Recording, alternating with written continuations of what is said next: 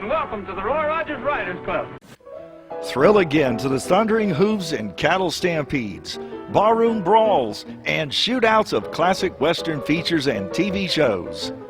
Annie Oakley, Roy Rogers, Gene Autry, John Wayne, and all their cowboy pals and sidekicks roam the West once more. Heroes never die on ComedyMX Channels. They just ride off into the sunset.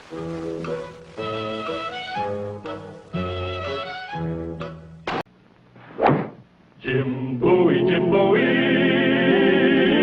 he was a bold adventuring man. Jim Bowie, battled for right with a powerful hand. His blade was tempered and so was he, indestructible steel was he. Jim Bowie, he was a fighter, a fearless and mighty adventuring man. In the year 1830, New Orleans was a frontier city, the gateway to the vast empire that had been added to the United States by the Louisiana Purchase. Man, it was a rough place, New Orleans. Waterfront thieves and river pirates respected no man's property, including mine. My name's Jim Bowie. I had goods stacked on the docks, and I was keeping my eye on them.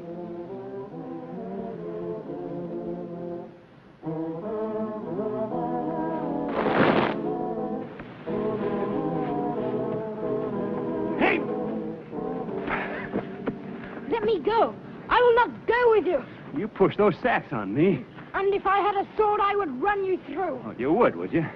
I got a good notion to give you a licking. You would not dare. Wouldn't I? Boy your age running around trying to kill people? Ah, there's the little agent. We've been chasing him all over the blooming waterfront. Oh. Many thanks to you, kind sir. You better hold him tight. He's a dangerous character. Monsieur, please, do not let them take me. They wish me harm. Shut up. Wait a minute. What do you mean by that? Harm? Is it harm to take the little runaway one to his worried parents? They tell a lie, Monsieur. Ah, little cat. Hold it. Now, let's get this straight. What? You stay out of this.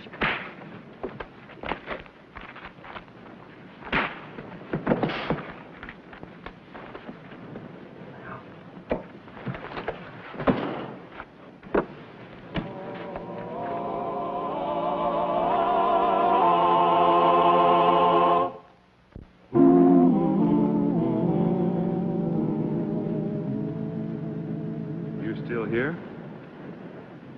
Why should I run, Monsieur? You were running from those two. I was outnumbered, Monsieur. Well, how about me? You seem to be of somewhat better quality than those ruffians. What's your name? I, sir, am the Marquis de Gravillon. Well, now. But I understand I should not use my title in America. You may call me Monsieur Francois. Oh, thank you, Monsieur Francois. You can call me Monsieur Jim. How long you been in America? 1 hour. I do not like it. Oh. Well, tell me something. If you're French, how come you speak with an English accent? I was in school in England for several years. I did not like it. You didn't, huh? Where are your parents? I'm alone. I was told I was met by my aunt. Those two fellows said she'd sent them. But they did not deceive me. My aunt would never send such men to greet me. Who's your aunt? Mademoiselle Marie de Gravillon. You'll be good enough to escort me to her. Oh, I will I? But naturally you would not be among my aunt's acquaintances. No, I'm not. However, you've heard perhaps my great-grandfather, Monsieur Paul Tonnet, with whom she lives. Yeah, I heard of him. All right, Sonny. Monsieur, I'll take you. Come on. And not that way, Monsieur. My luggage is this way. Yes, Your Excellency. Let's get your luggage. My cape. Well, dog my cats.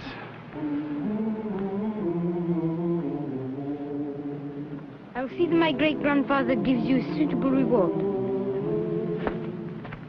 Yes, sir.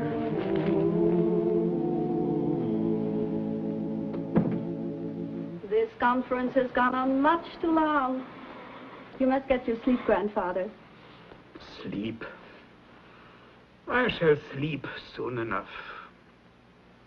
Marie, I have reached a decision. I was just telling Edouard. I want you to marry, that I can die content. Oh, you must not speak of death, grandfather. Death has taken your brother and his family. It will take me. You will set the date for the marriage at once. We will speak of it tomorrow, grandfather. We will speak of it today.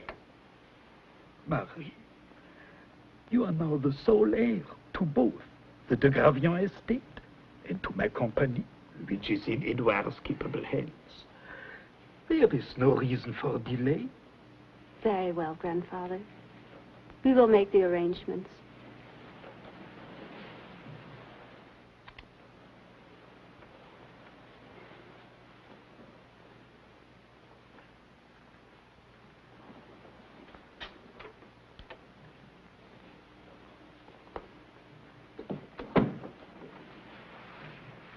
Tomorrow I will see Father Labelle. Until then, my dearest.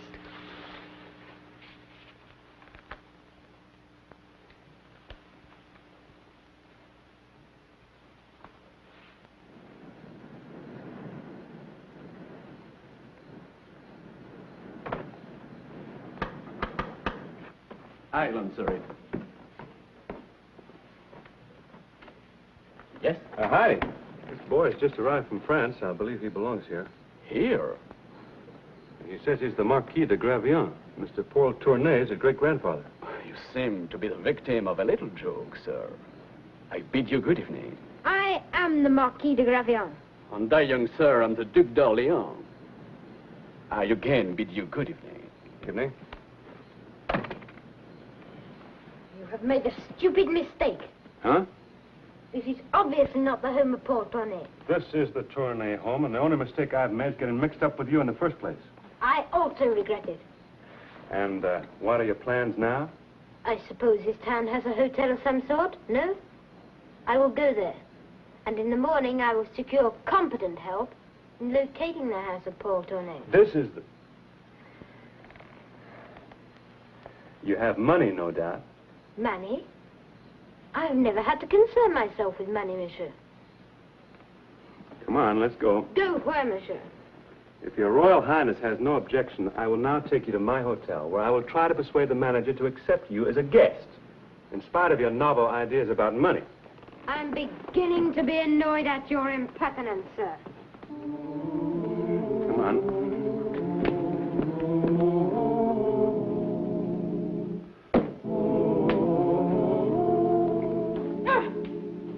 What's the matter now? At home, the servants use towels like this to polish the furniture. Now, listen, young fella, this is one of the best hotels in New Orleans. No doubt. I was warned that the New World was quite uncivilized. Oh, you were? Hang these up. And these.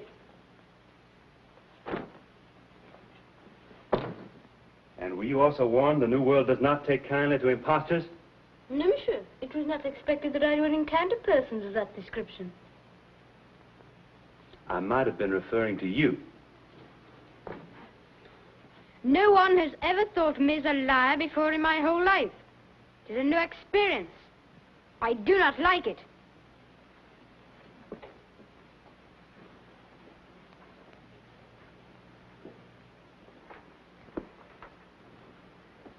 Oh, this ought to be just right for a boy your size. Well, now, look at this. And who decided you were going to have the bed? I did not know it needed deciding, monsieur. Have you ever slept on a floor before? You bet I have. Then you are used to it, while I am not.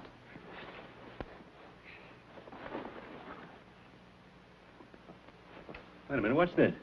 It was my father's. Can I have a look at it?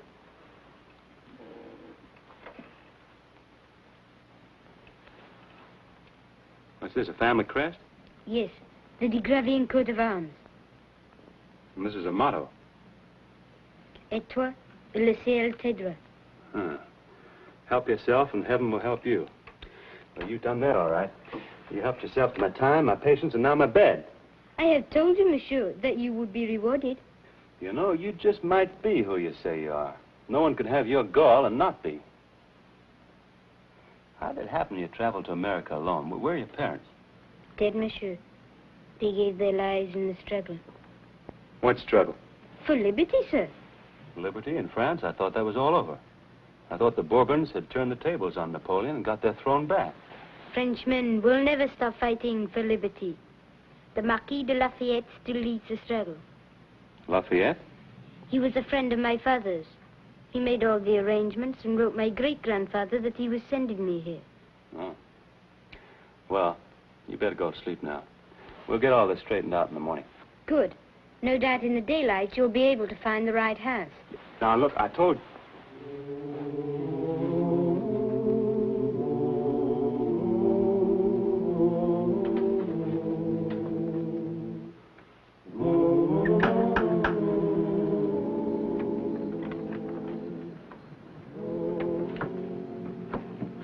I told you never to come here. But, Monsieur, we had to come. You saw the boy. He got away from us, he did. Find him. We already have. He's at the Royal Oaks Tavern. Then, what are you doing here? Ah, very good. Very good indeed. Hey, Regan?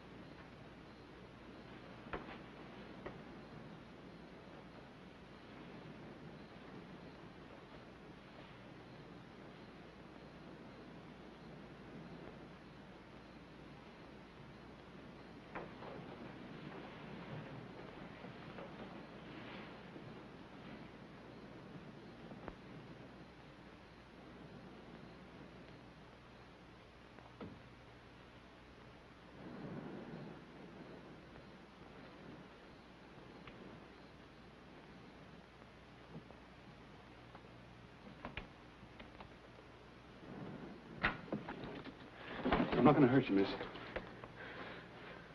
Oh, I just used this to open the window. What do you want? I must talk with you. It's going to be a little awkward if we have to hold this position for long. I'll let you go if you promise not to scream. That's better. Who are you?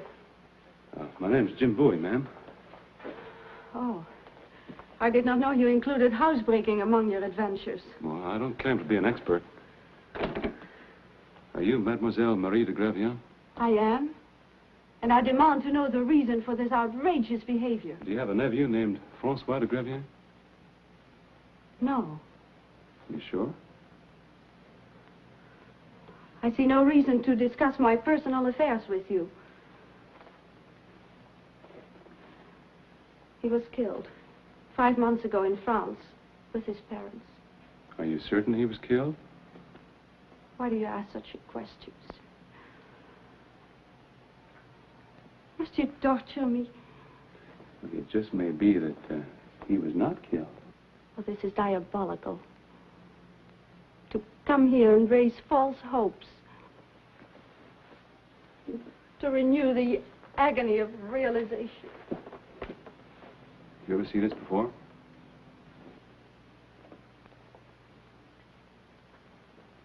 Where did you get this? From your nephew, Francois. He's asleep in my hotel room right now. Here, in New Orleans? Uh-huh. But the letter said the whole family had perished. Not Francois. He's very much alive. Now, this letter about his family. Did you see it? But of course.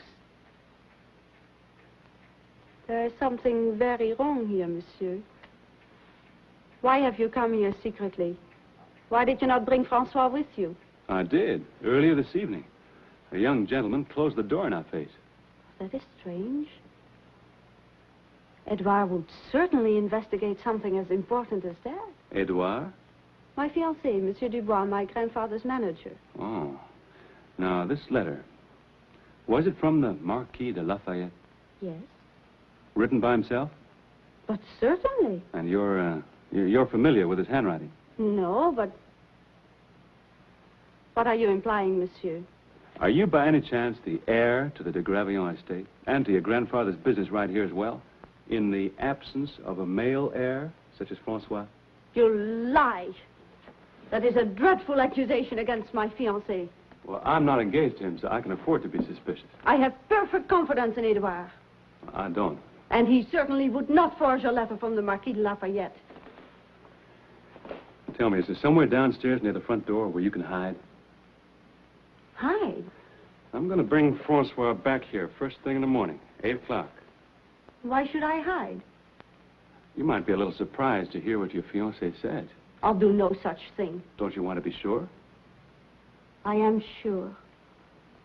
Well, he's your fiancé. Anyway, we'll be here, 8 sharp.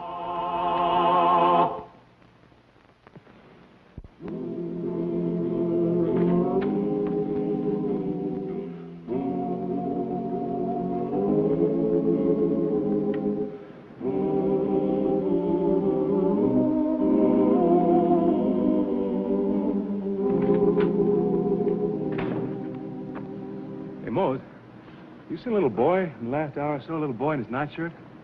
Yes, Mr. Boy, just a few minutes ago. Which way did he go? Why, he didn't go nowhere. He was took. Well, which way, man? Well, they had this boy, and he was kicking and carrying on something furious. Mose, I swear, if you don't tell me which way in the very next second... He didn't go nowhere, Mr. Boy. I took him in my hack down to the waterfront. All right, Mose. Drive as fast as you can. Where, Mr. Boy? The waterfront, man, the waterfront. Oh, yeah.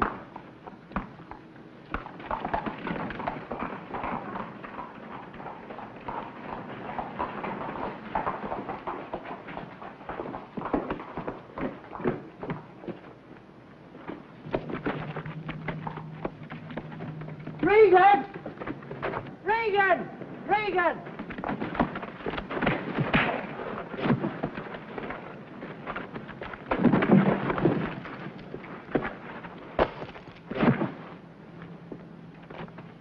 Did you see what I did, monsieur, with the chain?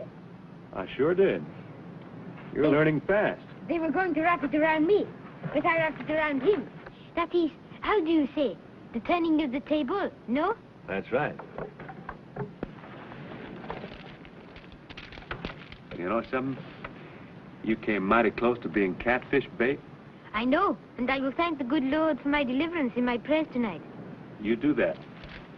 Come on, help me tie up these two. We'll leave them here for the dock workers to find in the morning.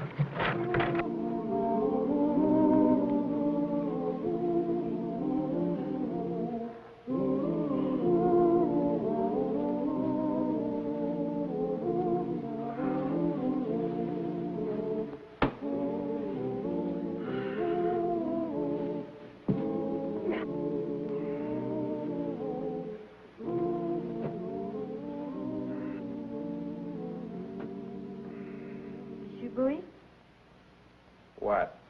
When I said my prayers, I asked the good Lord to bless you, too. Oh, thanks.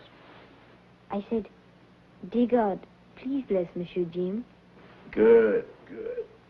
You do not mind if I call you Jim? Call me anything you like. Thank you. You're welcome.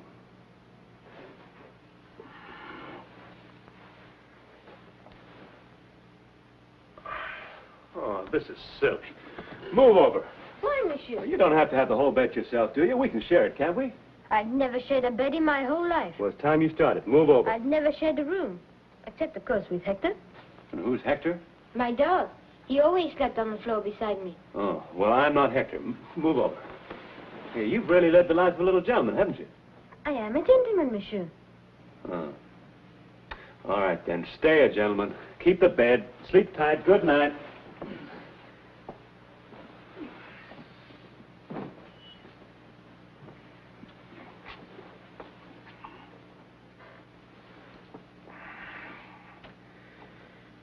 Monsieur Jim?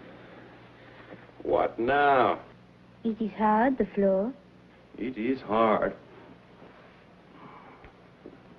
Monsieur Jim, Yeah? I have decided. You may share the bed. As the Marquis de Gravion, I can do no less. Why? I have tried to think what my father would do, and my grandfather. They would share the bed, I think, Why would they? because they were gentlemen. I thought a gentleman was a fellow who always took a whole room to himself. No, monsieur, a gentleman is... It means... Do you know noblesse oblige? What it means? Well, what does it mean to you, Francois? I think it means that persons of high birth, like myself, must always be honorable and generous. Yeah, I think that's very right. Especially to one's inferiors like you. Yeah. So since I'm a gentleman, you may have half my bed. I'll take it. Even on those terms, move over.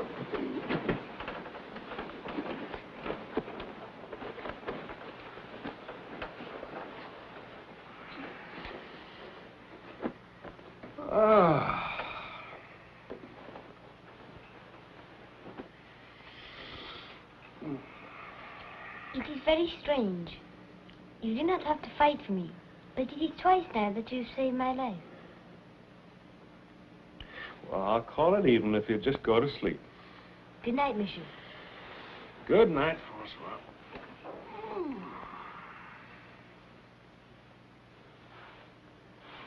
Could it be that you're of noble birth? Huh? No, just plain American. But, Monsieur Jim, you've acted almost exactly like a gentleman. And yet Go to sleep. you're not a gentleman. It is very strange. I do not understand plain Americans.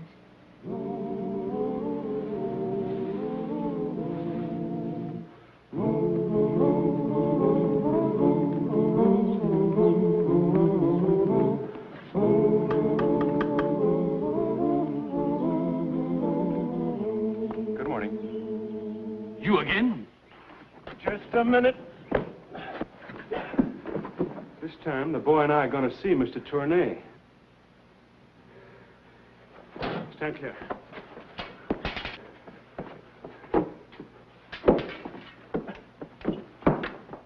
François. Aunt Marie.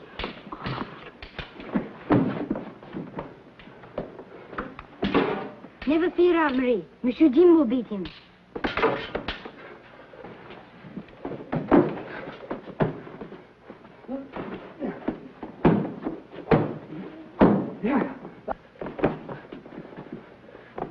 Who is this man, Aunt? My fiancé. Or he was.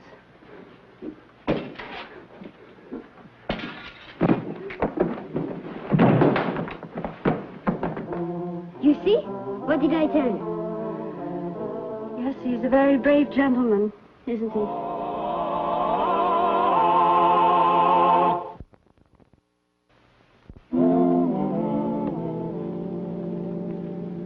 What should we do with him?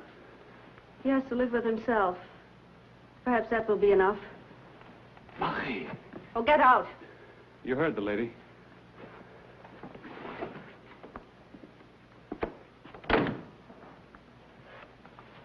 Oh, Aunt Marie, may I present my friend, Monsieur Jim Bowie, Mademoiselle de Gravion. I know Mr. Bowie, Francois, and I'm very grateful to him. You must come and visit Francois often. I like that, mademoiselle. Monsieur Bowie, I think I understand now about the gentleman. Yeah? In France, it is how one is born. Here, it is how one acts. Any plain American can be a gentleman. That is it, monsieur? No? Any good American? Then I shall try to be a good, plain American. You're pretty close right now. And now I think we should go upstairs. Your great-grandfather will be very glad to meet you. And you too, Mr. Bowie.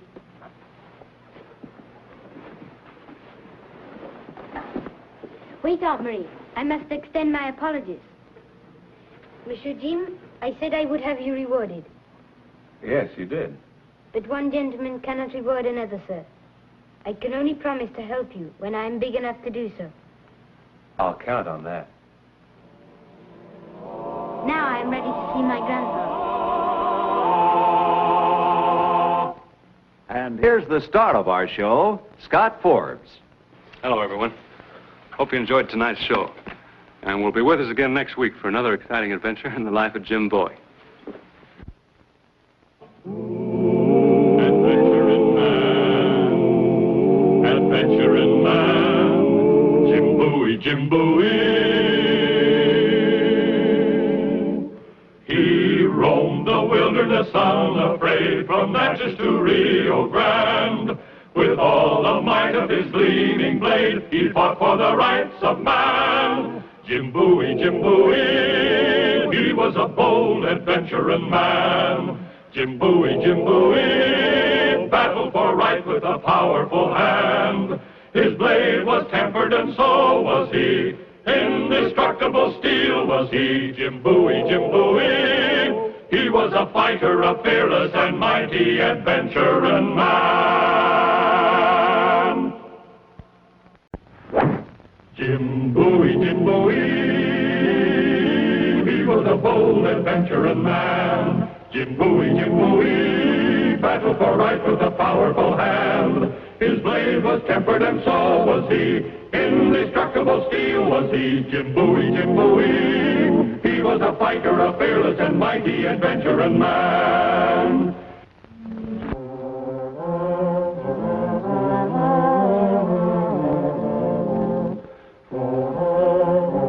In the year 1829, a traveler from the Ohio River Valley had two ways of getting to New Orleans. Either he traveled down the Mississippi and risked his life and fortune with the river pirates, or he followed the dangerous overland trail known as the NATCHEZ Trace, infested with bandits and highwaymen. Either way, the journey was beset with peril. But to Jim Bowie, whose business ventures took him far and wide, these perils were the natural risks to be encountered in a raw country where only the strong survive. To Jim Bowie, these perils spelled adventure.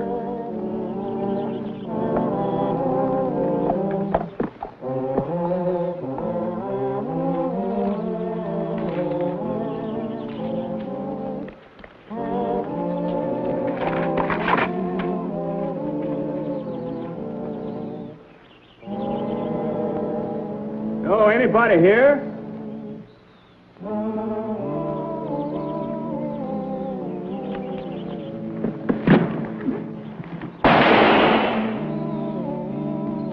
You there in the wagon? How about a little talking first and shooting after? Huh? I don't mean you any harm. What are you scared of?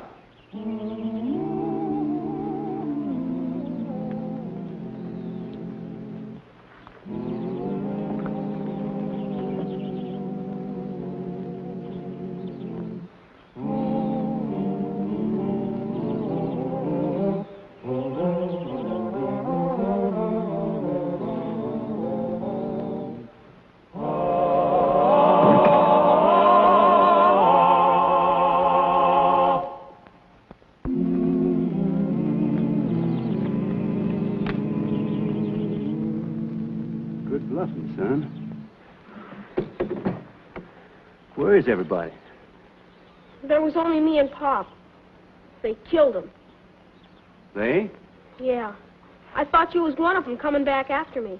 You mean I look like one of the men who killed your father? Oh, I don't know. I never saw him. It was still dark when they came last night, and I was asleep in the wagon. I heard their voices and heard them ask Pop if they could sleep by the fire. He said yes, and pretty soon it was quiet, so I went to sleep again. Some shots woke me up, and all I could see was some men riding away on horses. They'd taken Pop's money and shot him. I see. Who buried your father? I did. What's your name, son? Peter Jelkins. I'm Jim Bowie. Where you from? Kettlesboro, Kentucky. I was born in Kentucky, too. Where you heading? Natchez. We was gonna meet my mother. She was kind of sick, so Pa sent her by boat. Oh. Well, just so happens I'm heading that way. You want to come with me? I'm not afraid. I can take care of myself and them robbers, too, if they come back. Well, I wasn't thinking of you. I was thinking of myself. It's kind of scary traveling alone. It's nice to have company. Especially company that can shoot as good as you. How about it, Peter? You want to come with me?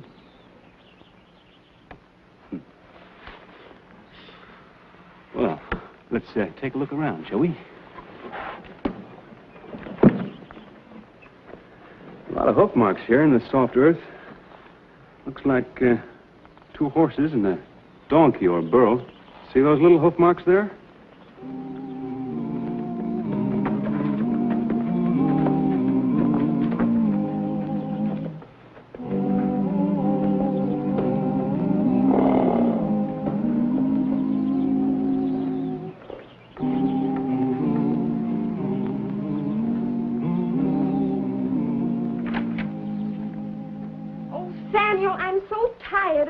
Excuses.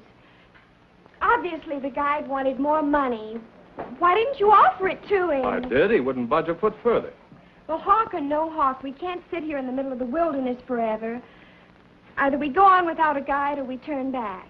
It's times like this when a woman needs a man like your father. He'd never been scared out by any hawk.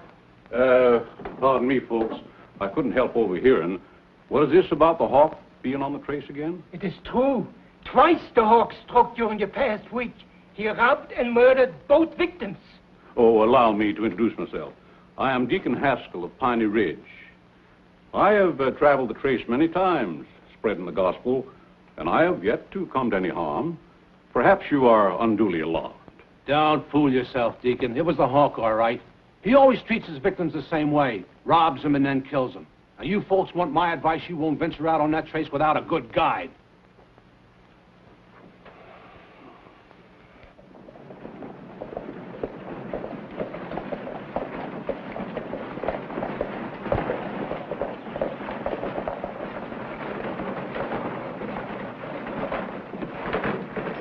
Whoa! Whoa! See what I mean, Peter, about a man moving out west to find some breathing room? Hereabouts, man can't hardly find any hitching space. Come on, let's you and me go in the store and get ourselves some groceries and be on our way.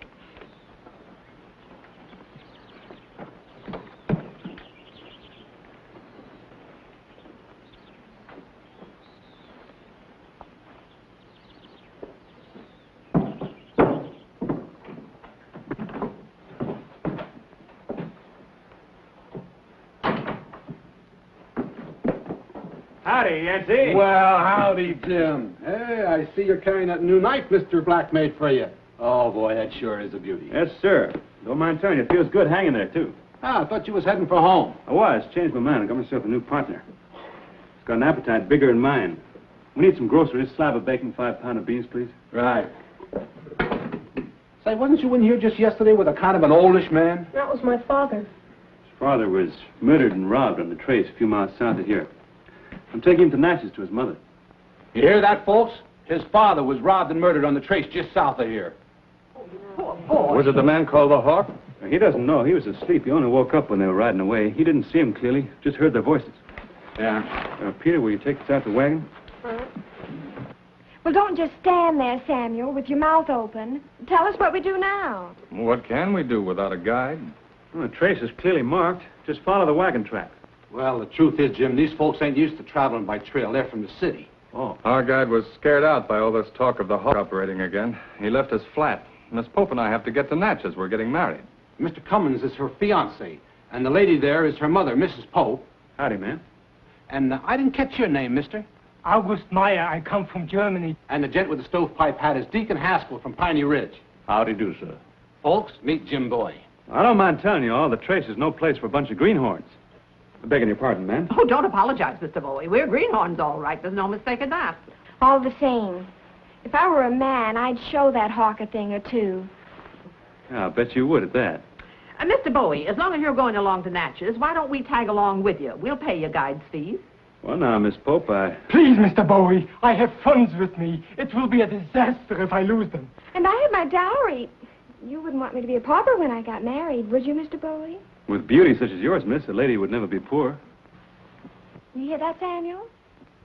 Why can't you ever say nice things like that? You'd be doing them a real favor, Jim. If the hawk is loose on the trace, these folks wouldn't have a chance.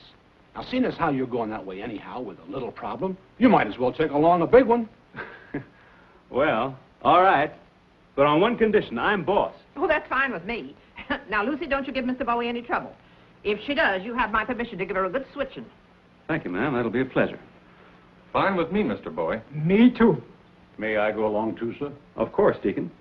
Well, now that that's settled, when do we start? Right now. Load up, everybody. I'll be ready in about half an hour. Oh, we're leaving now, miss. But I would like to take a bath and change. We're leaving now, with or without you, Miss Pope. Excuse me, ma'am. I have a feeling he can give a good hard switching, Lucy.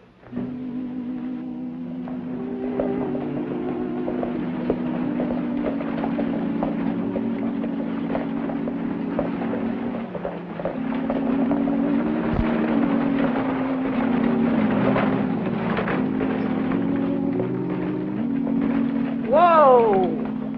Let me spell you, Sam. His name is Samuel, Mother. Well, I like Sam. Sounds more like a man. Well, I like Sam, too. Well, I like Samuel, and you're going to be called Samuel. Do you know what my husband would have done to me if I'd screamed at him like that? He'd have kicked me right in the bustle. I'd like to see somebody try that with me. So would I. Go on.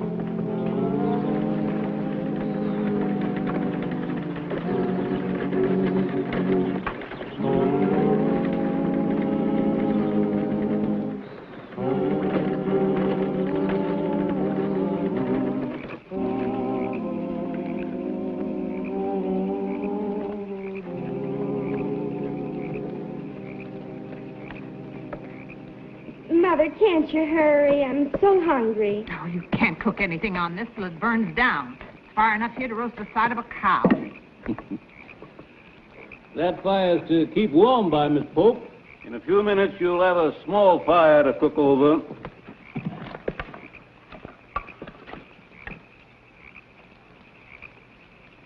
Who's missing? Where's Cummins? I sent him after some bath water for me. I said no one was to leave camp without my knowledge. You want to get your young man killed, Miss Pope?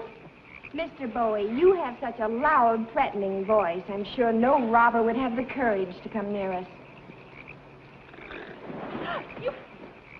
There's work to be done, Miss Pope. Get on your feet and help your mother cook supper.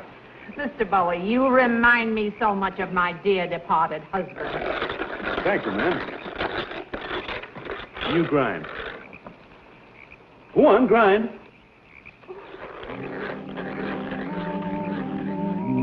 How many fires you see, Jacques? 2.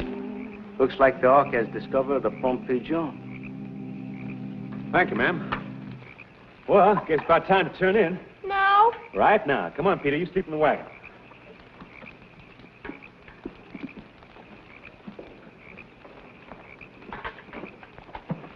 Time to stop, time to eat, time to sleep. If there's anything I can't stand, it's a bossy man. Well, he's done right well being bossy. Owns nearly the biggest plantation in Louisiana. Really? You better give me your jewelry, Lucy. Where are you going to sleep, Mr. Bowie? Oh, I'll just curl up in the blanket over by the fire. You're not scared, are you? No. You just keep this long gun of yours handy, son, and you'll be all right. Good night, Peter. Good night, Jim. Time you were going to bed, too, Lucy, dear. I'll go to bed when I feel like it. Cummins, women are like horses. Have to break them in early and let them know who's boss. I'll get a log for the fire. Horses. I'd like to see somebody try and break me. Oh, go to bed and stop talking like a fool. See her to her tent, Sam. Yes, Mother Pope. Well, you go first, Samuel. Oh, of course, dear. For a preaching man, you don't have much to say, Deacon. Well, preaching's for them that need saving, ma'am. I keep the good words for them that needs them. The book says not to cast your pearls where they won't do no good. Meaning no offense, ma'am. But you don't look like a woman that needs no preaching. Mr. Bowie?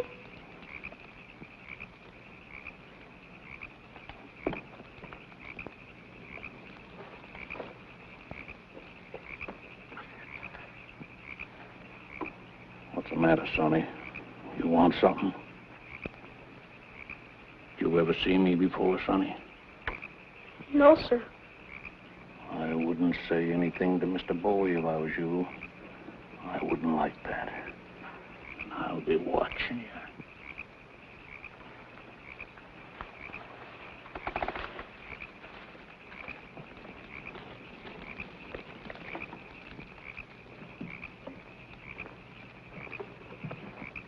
This ought to keep it burning the rest of the night. Mr. Bowie, I'd feel better if you kept this box for me tonight. Well, if it'd make your rest easier, Miss Pope. Thank you. Good night. Good night. Good night, Mother Pope. Good night, Ben.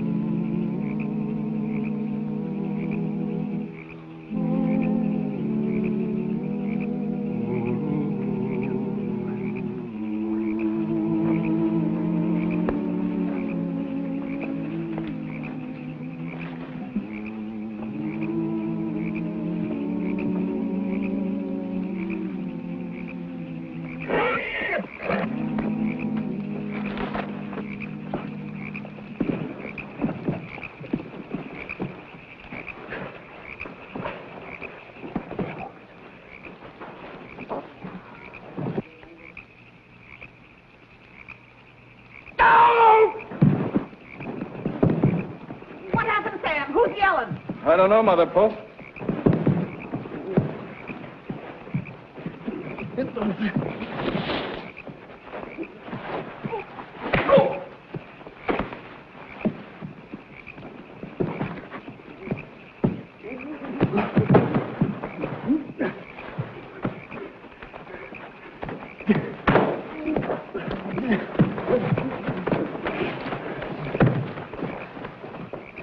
Hold it, Cummins. We don't know how many of them there may be out there. We might get trapped. I'm sorry, Bowie. I guess I kind of messed things up for you. Forget it, Deacon. We all bungled this one.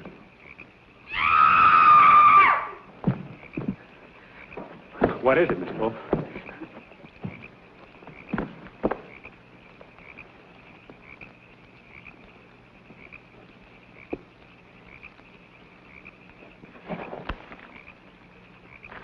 His money belt's empty. And his shoes are missing. That's funny. He had them on when he laid down to sleep.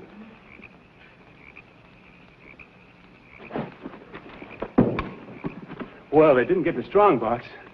Although they intended to, that's for sure. They attacked me first. They must have known I was guarding it. But how? Yeah, I wish I knew. Mr. Bowie, Yes, Peter, what is it?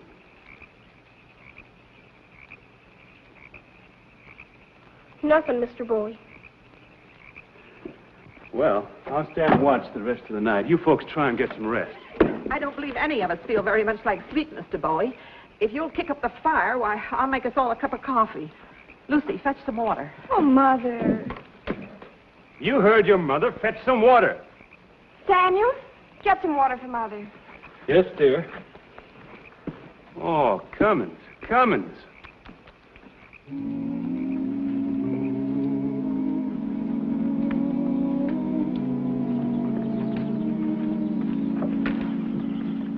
Mr. Bowie, I want to tell you something quick. What is it, Peter? Shh, not so loud. The deacon will hear. What about the deacon? Last night, the minute I got in the wagon and covered my head with the blanket, I heard the deacon's voice and I remembered. It's the same voice I heard when my pa was killed. You sure? I'm sure, all right. He knows I know, too. I think he wants to kill me, Mr. Bowie. Peter, you mustn't start imagining things. I'm not imagining things. That's the man that killed my pa. I'll bet he killed August, too. You could be right. But we'd have to catch him in the act. They didn't get the strong box, so they'll probably try again tonight. If they do, we'll have a little trap ready for them. Go on, climb in.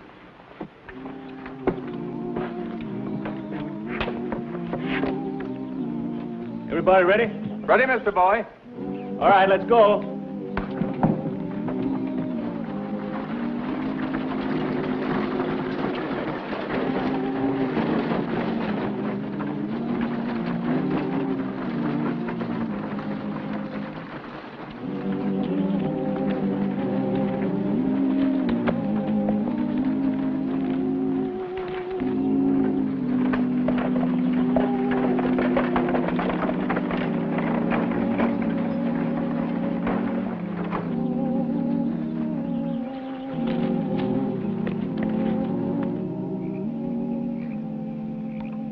Lucy, collect the plates. Samuel, collect the plates for Mother. Samuel, collect the plates for Mother. You certainly don't believe in spoiling your future husband before marriage, do you, Miss Polk? If you think a woman should spend her life waiting on a man hand and foot, I pity your poor wife. Oh, I pity her too, miss. In fact, I pity a wife so much I never took one yet. Come on, young fella, it's time for you to go to bed. Oh, and son, you take the strong box. Know what he'd think of a kid guarding it. Thanks, Mr. Bowie. I'll guard it real good. All right. Good night, lads. Lucy, bedtime for you and me, too. I want you to rub my back with some of that liniment. Good night, Sam. Good night, Lucy, dear. Good night, Sam. Cummins, you take the first watch before you get too sleepy. Oh, that's very kind of you, Mr. Boy. Say, Bowie, maybe I better look at the horses. That's a good idea, Deacon. That's a good idea. And see, they're tied close, huh? Well, So they can't move around too much? I'll see to it. Where's the big fellow with the knife, Sleepy? I'll take care of him. You go for the kid in the wagon. He's got the strong box. And make a good job of him. That boy knows that I killed his old man. You handle the young fellow standing watch. He's over there with the surrey. Wait. All right, we know what to do. You get back there. See that you do.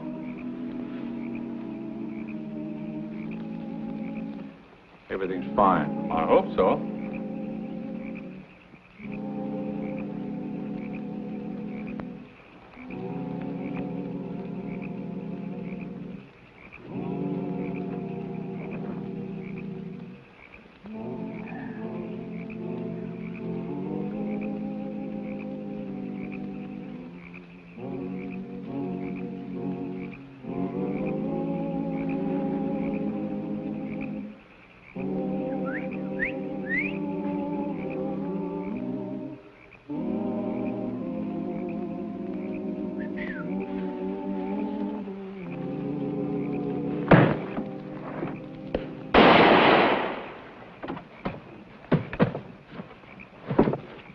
Drop that knife. Go on, move.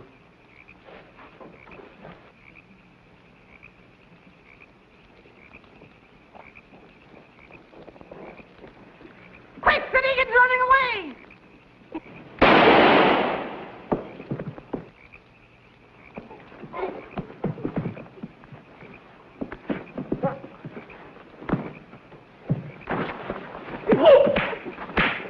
Deacon, you're no deacon, are you? No. No. No.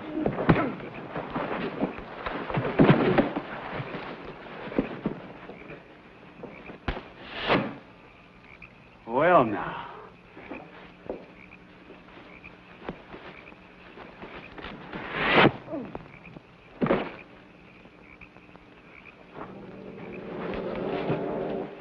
No, I keep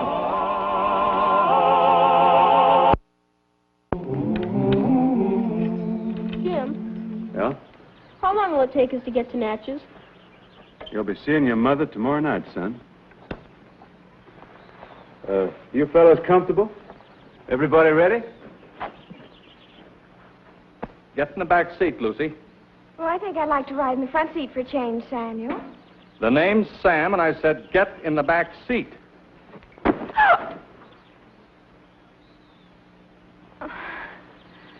Whatever you say, dear. Sam?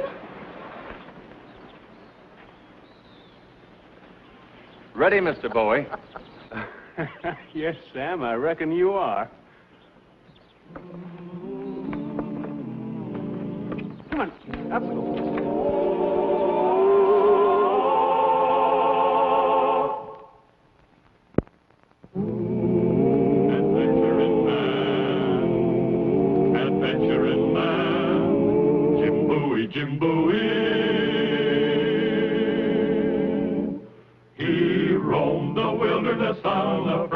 from Natchez to Rio Grande. With all the might of his gleaming blade, he fought for the rights of man. Jim Bowie, Jim Bowie, he was a bold adventuring man. Jim Bowie, battled for right with a powerful hand. His blade was tempered and so was he. Indestructible steel was he. Jim Bowie,